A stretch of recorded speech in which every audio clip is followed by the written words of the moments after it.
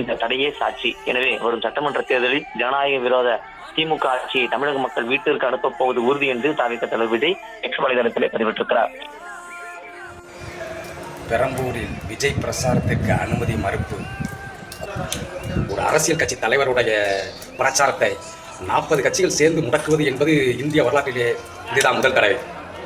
நீங்கள் எத்தனை அவருடைய பிரச்சாரத்தையோ அவருடைய வருகையோ மக்கள் சந்திப்பையோ முடக்க பார்த்தாலும் அதையும் மீறி தமிழ்நாட்டின் அடுத்த முதல்வராக மகுடம் சூடவிருப்பவர் நம்ம தளபதி விஜய் அவர்கள் தான். அதை எந்த கும்பலாலும் எந்த சக்தியாலும் தடுத்துவிட முடியாது.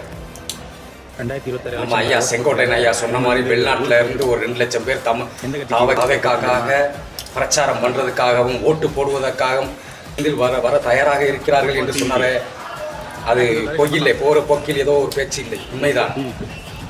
இதோ அதற்கு ஒரு சான்று.